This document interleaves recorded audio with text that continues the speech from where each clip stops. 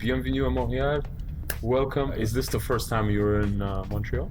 No, we've been we couldn't really figure out how many times we've been here. It's like 3 or 4 times. Have you had a chance to come out into the city and feel? Yeah. I mean, this is for me the first time, as far as I remember, that it was warm, because normally it was in February, stone cold, -20 or -15. So I don't remember anything. But now it's the first time that's actually nice. What did you experience in Montreal? What are the things that were memorable to you? Well, this time this festival was great. This jazz festival yesterday. I mean, the buzz in the city is amazing, and so many different kind of people as well, and different age groups. I was so surprised because you would see like more elderly people even coming to hear those really like rock bands or a bit more pop music, and they seem to really enjoy it. And I guess in Belgium they would never do that. They would be annoyed by the noise or stuff like that. The food, I have a feeling, is a slight more European touch to it. Yes. So I quite like the food. I quite look forward to the food always here. You like that? Yeah, because it has a French feel to it. So Yes. and my favorite cuisine is French. So I really like it here because it's a bit more European food feel to it. So that is really nice. What exactly out of the French food do you prefer? Well, the French fries, that's number one. Of course. When you are being recognized in the public, what is your reaction? I don't like it. Joanna, you don't like it? You just speed up. You just go faster. In the dance, Especially if you look scruffy. yeah, that's Yeah. the problem. When you There's come a out downside and play, of this. but we're not like big celebrities from the showbiz, thank God for Yeah, that. so that it's is not nice. a big problem. It's a nice mix. It's a nice mix what we've got, because we're very recognizable amongst the dancers within the industry. But if you go into the town and stuff, nobody knows you, so that's pretty good, and that's nice. I mean, if you're here in a hotel and everybody looks at you, it's not really the best feeling. So you like to keep it a little bit more Yeah, private? that's definitely better, because people start asking questions, stuff you know, and on you, and that all takes a bit of energy. Sometimes it's nice, you know, but it takes a lot of energy, I find. So, You're attending different competitions, a lot of competitions. The trophies that you get, where do you store them? I give them all to my parents, my father, because he loves them. So he keeps them in the house, and Michael is not so bothered about it, so he gives them to me. So I give And then them you give it to the parents. I don't have one single trophy within my 25-year career. I haven't kept one. I just What don't. about your parents? Are you thinking about your mom? Well, I was giving it to them, and they were stored in Poland. There was piles of this stuff, but one day I just decided, listen, I don't want to look at this. I just want to see this at home. I really don't like how it looks, the sort of silver, gold, plasticky feel to it. So let's give it to the kids, and we gave it to some kids in Poland, and they were happy. And I was happy that my shelves are clear. The Blackpool one we have home, but that's the one that goes. For the last 7 years, the Blackpool trophy has been in our house, but it's because we have to take care of it, because we have to give it back.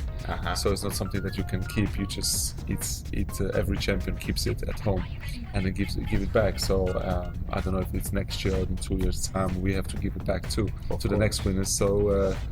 That's going to be it, and that's nice. I think it's not my problem anymore. This is your 7th year of winning, and the only couple who also reached the 7 years of continuous winning is Brian and Carmen. Yes, true. Are you thinking of beating that? Well, in a way, we already did. In a way, because they don't have it straight. We flooded straight, so sort of a straight record we already have, so maybe that's enough already. So actually, they cannot say they own the Blackpool record, we can say that. So in that sense, of course, if we did 8, that would be clear. But you know, it would be a nice thing to have on the 90th birthday of British Show. Yeah, sure. Is that next year? It is next year, 90th year. At this moment, I mean, it's great, we've won this, but you don't think about it when you get ready for the competition, when you experience actually the dancing there, you don't think of the records really. Oh, okay, it happens, which is great. I mean, it's a great bonus right now, so we can talk about it, but what's going to happen next year? Maybe if we feel like doing it, we're going to be doing it, but definitely for the right reasons, not for the wrong reasons. Your parents, have they ever attended to watch you dance lately? Definitely. Lately? Actually, both my parents, they came last week. Normally my mom follows us everywhere. She does? Yeah, even if she They were the can't German Open last week. Yes. My dad not so much, but last week he came because it was 2 hours from where my parents live in Belgium, so we could come by car. So they both came, so it was really nice for him to see a live competition again, because so far lately he's only been seeing it on TV via DSI. Yes. So, which is great that he could see it without moving from the sofa. The kids. Which kids? Have you ever been planning on having kids? Kids. We're talking about, of course, because you're reaching the sort of end of the career mark. So of course you talk whether we see ourselves having kids and all that stuff. Of course it is there, but when is the time to do it? It's never the right time to do it. That's right. You know, at the moment the life is running so fast and we travel so much, but if it happens, I mean, it's great. Maybe I don't say no. I don't see myself at the moment to be a father and stuff, and you to be a man.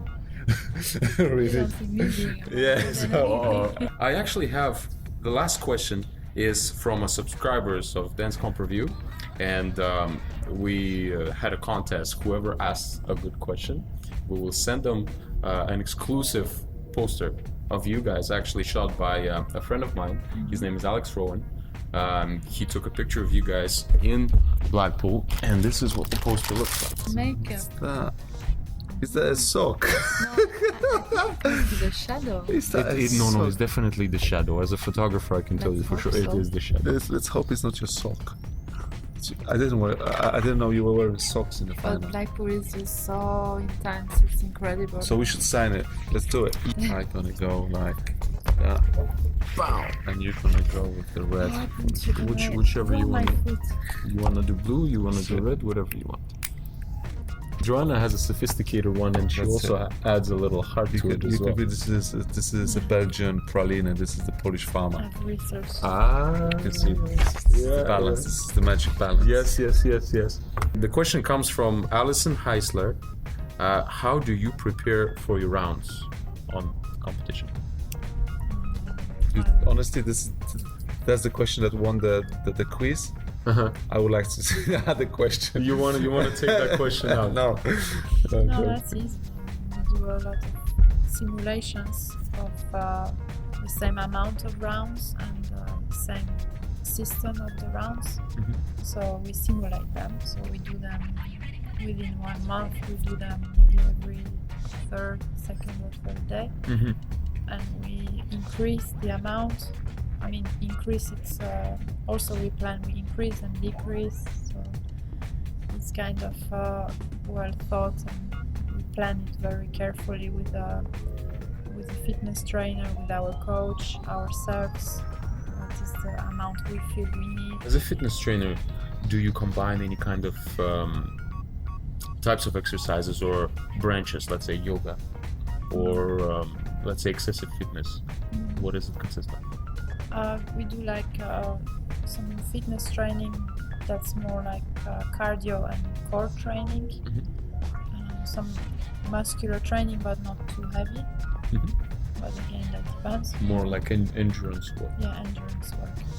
And yoga I like to do, but again it depends on the period, because I like very heavy yoga, so I don't really combine it when we have too much training, like dance training and stamina training, because it will be too much. At this point, there is a lot of stuff on the market already, and how the dancing moved forward is different than it was when I was at the beginning of my career as well.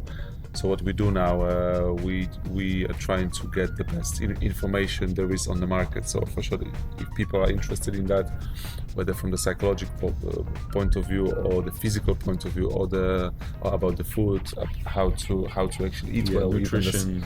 From that point of view, we get that help, and we search to stimulate ourselves and to do the best thing we can. So we work with those people as well as with our technical teachers at the moment. So almost every competition is different because our bodies are different. We're in different moments. It's a different competition. So we do prepare very specifically to that. So it is not only now just going to the ballroom and just repeat your steps. This is not that level of professionalism anymore. You have to have a particular plan about the diet, particular plan how you improve certain aspects of your body, whether it's the legs or the core muscles or the spine muscles. What you want to improve? Do you want to improve the speed or actually the stamina as a endurance? Is it 1-round competition or 3-round competition or like Blackpool 5-round competition? Are you dancing in the morning or do you have to be hot at 12 o'clock at night? That's a different preparation that you have to take. Climate probably as well. Climate stuff. So all this, of course, we are in the 21st century. If on this sort of level we take everything under consideration, plus everything has to be changed because you cannot be bored with the system. Because we've done already, I mean, we've done those preparations every major for the last 10 years. So I cannot do the same preparations I did last Blackpool for this Blackpool. Of course, certain stuff. Because you get used to it? You get used to it, you get bored. So of course you have to also find yourself stimulated, that it doesn't get, there's another one. So there's one thing to fight with your laziness, but another thing that the body doesn't get the right kick to actually do it. So it's not that simple to just say, okay, this is 5 rounds, you have to do it, and that's it, because it's not that simple, because it's a lot of factors. But that's the basic principle. The basic thing is you have to do it, absolutely. But you also probably feel the pressure from the fellow competitors, let's say going year to year. But this is more about how to get the best out of ourselves. I see. Okay. For the competition, never mind the other competitors. That's not relevant on that stage of the getting ready. You have to make sure that your body, that on the physical level, on the emotional level, on the spiritual level, it is all on the highest notch to do the competition. And we've got pretty good records for the last 10 years to do it. Of course, we had great competitions, okay competitions, bad competitions, but our aim is always to be at that edge that we are in the best form. A suggestion that you could make to the viewers, to the young dancers out there, because the young blood is kicking and they want to get everything yesterday. They want to win the championship yesterday, they want the great technique yesterday, the stylization, yada yada yada, etc. A suggestion that you could make to the younger dancers, a focal point, or like a point of focus, a psychological suggestion. Well, it's the one thing, if you say if they really want this, that's number one. If it's really the case, because a lot of people are talking about this, but I don't know if it's motivation of their parents or if they really want it, just saying it. So is it real motivation that they really want something? If they're hungry enough, that it is that's one thing. And another thing is then put your action when your mouth is, and then you have to do it. You have to do from day to day. You have to do the job, because it's not only in the plan. It's actually what Joe is more saying. It's you have to do the job. You have to do from day to day, commit and do the job to make that happen. Dancing is it's not the thing. It can happen over the night. No, it's something that you have to practice the body and all that stuff. So my suggestion is answer yourself if you really want this, and then if you do, then you have to put the work into it. Yes. So the mind and work, because without work, it's just not gonna happen. I like this thing, these 3 words: intention, attention, commitment. Intention, attention, commitment. It comes from our coach, of course, but I really like that, and that helped me throughout my career. That if I had something in my mind, I really gave so much attention to it, into detail, to making it happen, and I really stayed loyal to it and committed to it.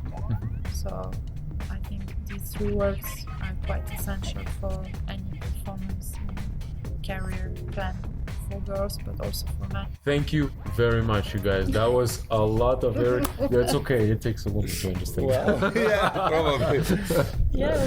But see, it's the I guess for the man, it's mainly hearing the 3 words: intention, attention, commitment, and then we sort of sit down and think about it. How is that fly hanging on that ceiling You know, sometimes there's a typical. No, that's no. That's. lost us I'm not now. even gonna. I know. I did. I know. You girls have another conversation after. Okay, I have to go.